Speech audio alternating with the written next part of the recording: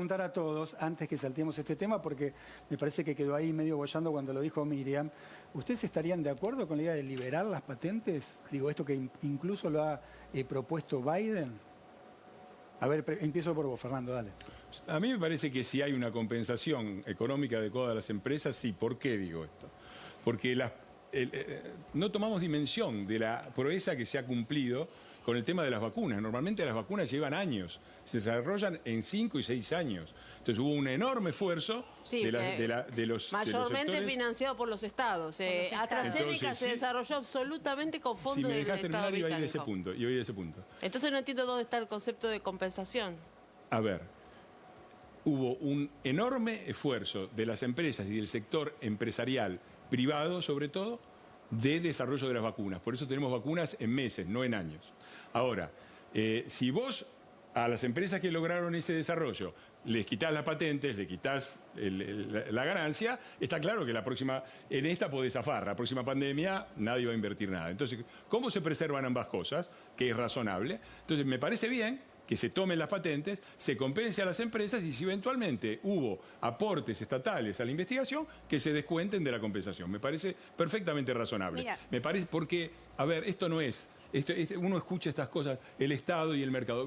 No hay países exitosos en donde no hayan trabajado en colaboración el Estado y el mercado. Los países donde solamente ha habido Estado, como escucho proponer acá, son los que les ha ido como les ha ido. Miriam. Se cayó el muro de Berlín, Bueno. Venezuela, Cuba.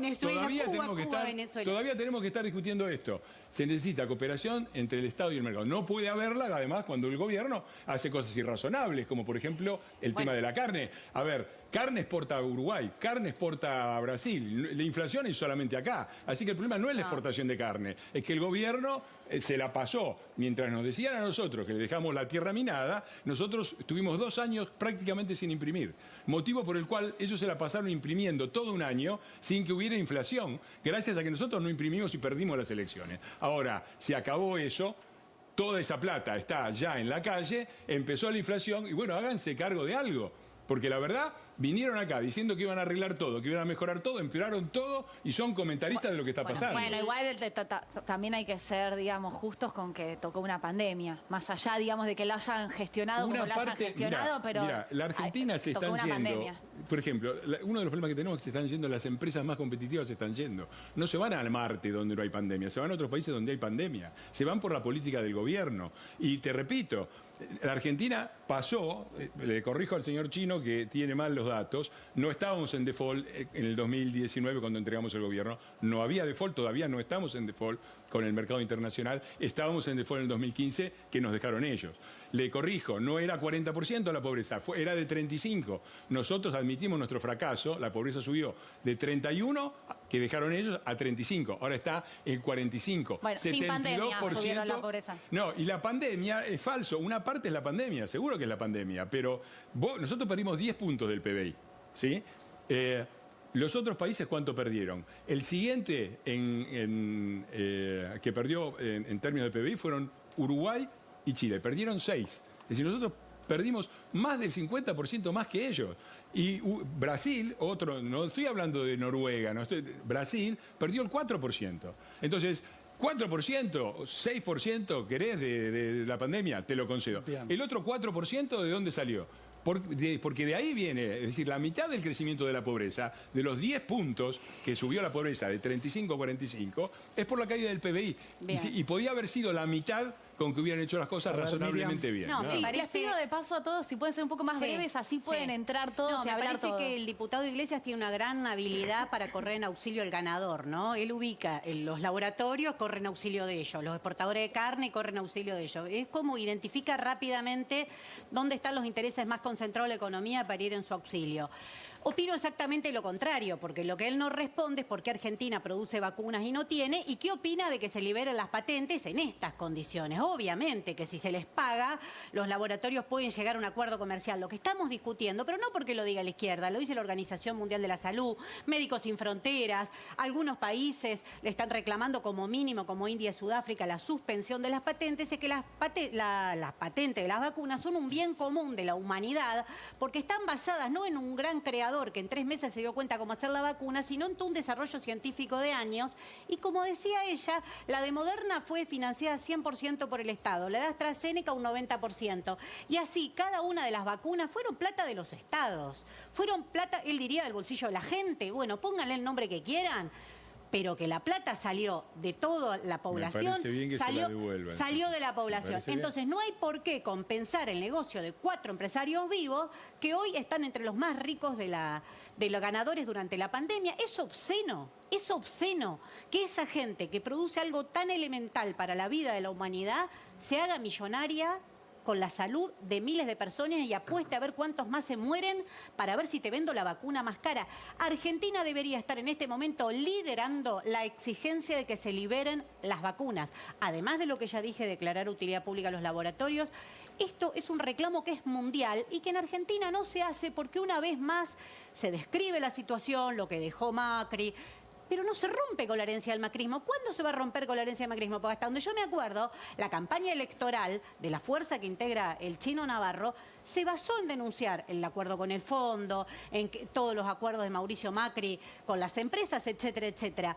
Pero no se puede desmovilizar a la gente, decir que nos tenemos que quedar tranquilos, que votando alcanza, etcétera, etcétera, y después dirá, pero no da contra las empresas. Miren Chile, o no miran los diarios del mundo y específicamente América Latina.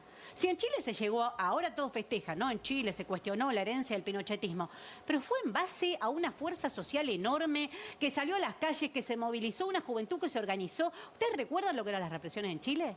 ¿Se acuerdan que denunciábamos cómo le sacaban los ojos en las movilizaciones? Bueno, dejaron todo en la calle, pusieron todo contra un gobierno represor como el de Piñera, amigo de Mauricio Macri.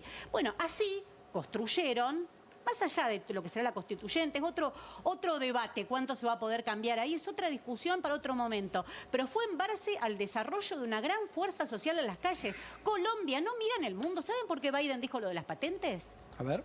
Fíjense lo que decían los diarios de Estados Unidos esos días. Le decían, mire Colombia, fíjense qué pasa con la pandemia en América Latina, no tienen vacunas, aumenta la pobreza. No es que Biden se convirtió en Juan Domingo Biden, esos chistes son lindos chistes, pero de realidad no tienen nada. Biden sigue siendo Biden. Biden cuando tenga que bombardear un pueblo del mundo lo va a bombardear como siempre hizo el Partido Demócrata. Pero están viendo que hay una situación en América Latina, su patio trasero, que es crítica para ellos, que es crítica, porque Bolsonaro, que era el caballito de batalla de Trump, la derecha en la región, está sumamente cuestionado, hizo desastres durante la pandemia. Los países que eran los modelos que tenían, ¿cuáles eran? Perú, no lograron que un candidato saque más del 18 o 20% de las elecciones, algo que a ellos los asusta. Chile, unas movilizaciones enormes. Colombia, la gente en la calle. Entonces me parece que acá lo importante es confiar en las fuerzas del pueblo trabajador, porque si no, por arriba no se cambia nada. Yo estoy de acuerdo. Los laboratorios en negocio hace muchísimas décadas, no es de ahora. Y generalmente tampoco no es de ahora que tienen un gran aporte del Estado en distintas partes del mundo. Todo hicieron muchos. Por lo tanto, está muy bien que se liberen las patentes. Y debería repensar. El mundo quedó desnudo después de la pandemia, ¿no? Lo que Francisco venía denunciando hace muchos años, de que el 1% de la población tiene la riqueza del 83% restante, habla de la inequidad y de cómo se concentró la economía y el capital y el dinero en este sistema absolutamente injusto. Que Argentina también es parte y que nos va a costar revertir. Somos peronistas, hemos construido un frente muy heterogéneo con otras fuerzas políticas aliadas. Creemos en la voluntad de lucha del pueblo. El peronismo nació en la calle, no es una fuerza que expresa a los ricos, no es una fuerza de laboratorio, no es una fuerza que toma libros de algún lugar de otra parte del mundo para entender la realidad nacional.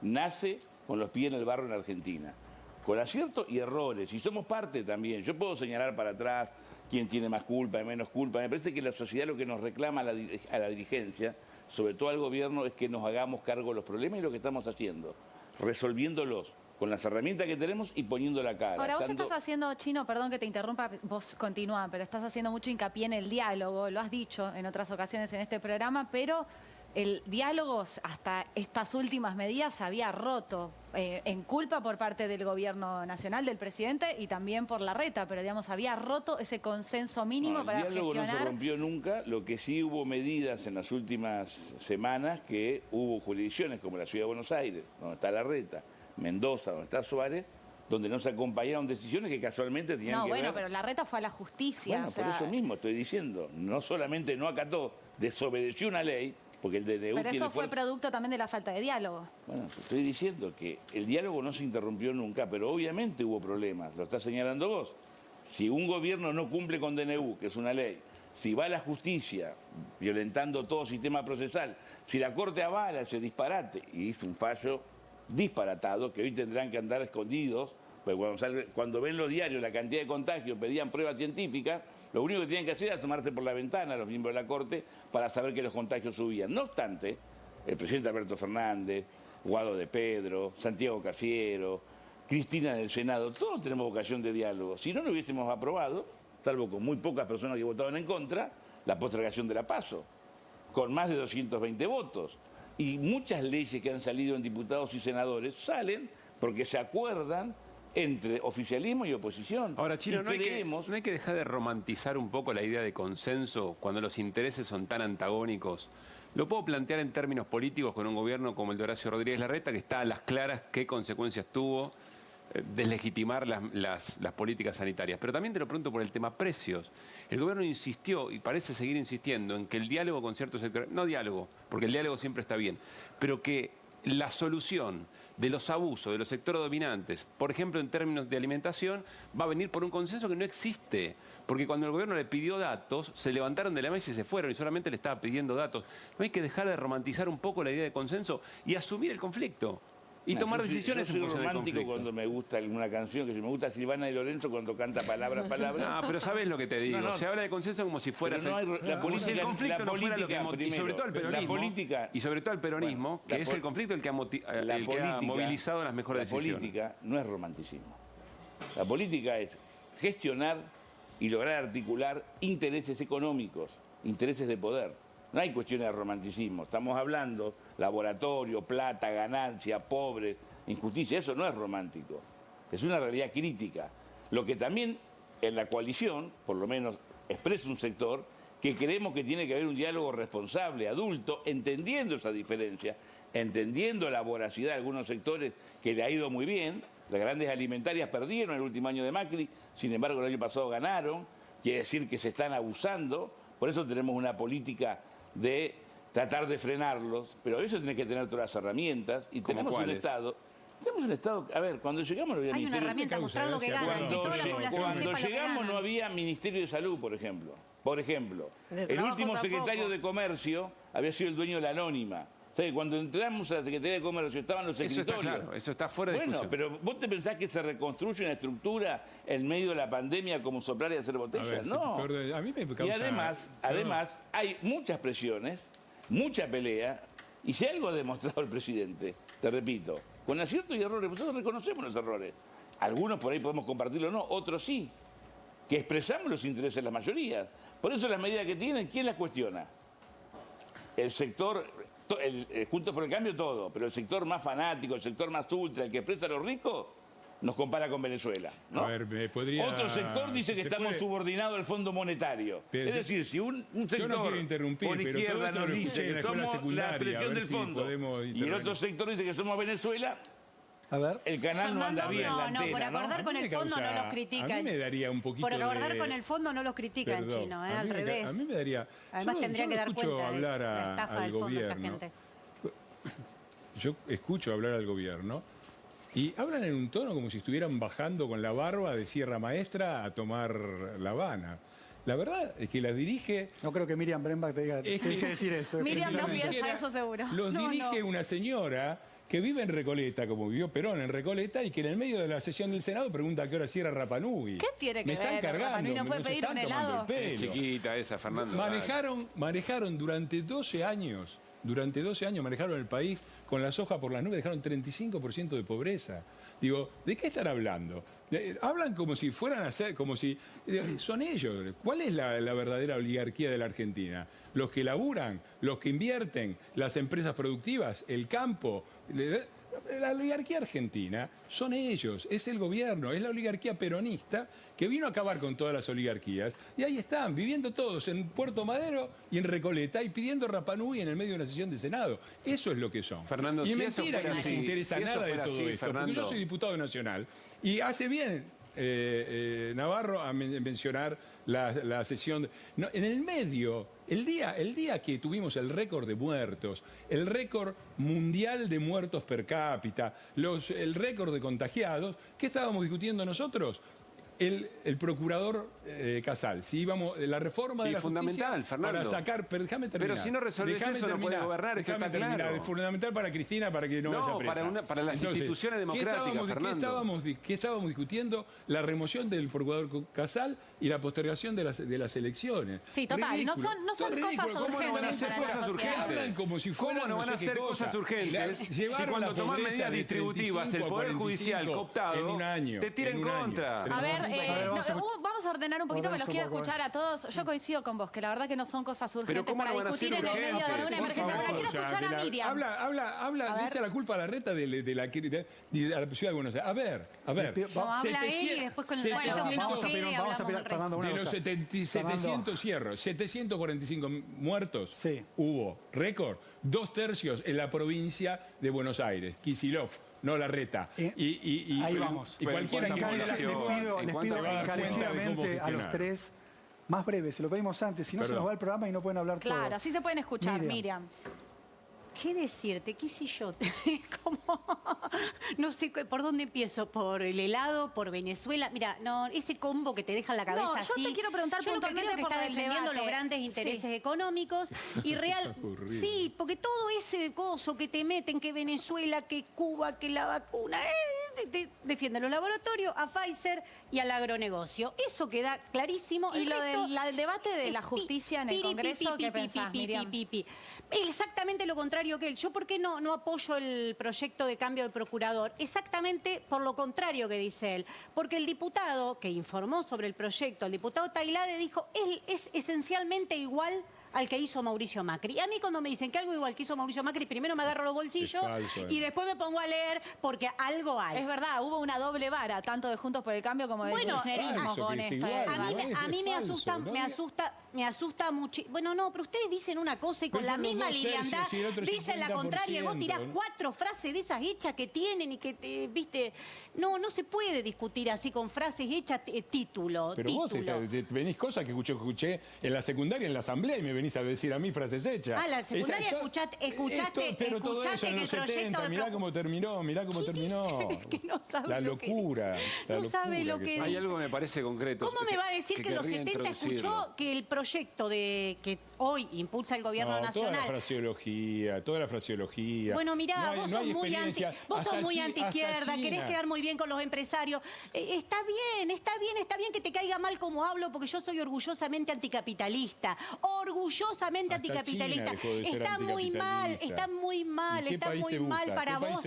Está muy mal para vos y a mí eso me parece muy bien. Mira, le decís que el proyecto de procuración es igual que el de Macri, agarrate los bolsillos y mira cómo cambia de tema. Mirá cómo cambia de tema.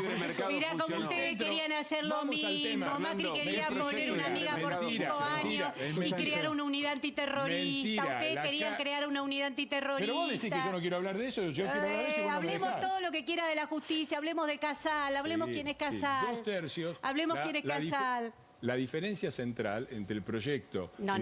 falso. Ustedes sobre el 2016, 2017 lo cambiaron y a mí no me vas a discutir el proyecto.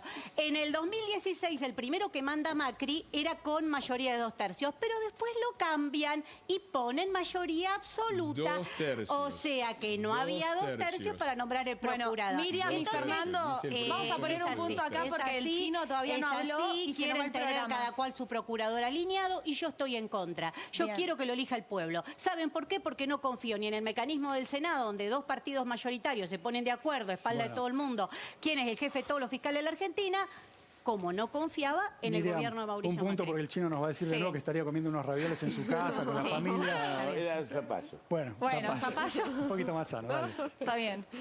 Chino. No, pero yo creo que un poco lo que expresamos todos con nuestras verdades relativas muestra también yo quiero tomar la pregunta de ¿cuál es el destino de Argentina? Esta es una posibilidad. Que nos peleemos, podemos estar una hora, ustedes apagan la luz, seguimos peleando, nos seguimos echando la culpa, y Argentina del 75 para acá cada vez está peor. Seguramente Fernando se va a ir con su razón. No por enfrentar a la derecha. No por enfrentar a la derecha. Yo me voy a ir con mi razón. Ella con mucha énfasis y entusiasmo, una gran militante, se va a ir con su razón. Los argentinos están peor. A nosotros nos parece que tenemos que replantear esa situación. Que así como vamos, si seguimos repitiendo este esquema, nos va a ir peor. Entonces, cuando nosotros planteamos un diálogo, no es un problema de romanticismo, es un problema de sentido común. Pero tienen que querer las pero el partes, diálogo no puede ser con el FMI. El problema es que ustedes están dialogando con el FMI, le van a pagar al fondo y el fondo va a venir a controlar las cuentas. Eso es lo que sale hoy en todos los diarios. El diálogo, el consenso, se hace con los diferentes. Vos no dialogás con el que piensa lo mismo, vos dialogás con el que piensa distinto. El Fondo Monetario es un actor que está, casualmente aún no hemos acordado, porque el compromiso que asumió Alberto Fernández es firmar con el fondo sin comprometer ni generar más pobreza, ni generar hambre, ni afectar el trabajo. Como la renegociación que hizo Martín Guzmán con los acreedores privados no implicó un ahorro de más de 35.000 millones de dólares. Esto no es comentar la realidad, esto son realizaciones concretas. El fondo no y está, nosotros debemos construir un gran frente que no es electoral, no es para ir a elecciones, es para diseñar un nuevo modelo de nación con los trabajadores, con la pyme, con el pequeño y mediano productor y reempezar una Argentina de cara al 2050. Porque vos tenés un grupo de empresas en Argentina que te pueden poner orgullosa que sean internacionalmente importantes, pero que les va muy bien, y al conjunto del pueblo no le va muy bien. Entonces hay una desigualdad, hay una iniquidad.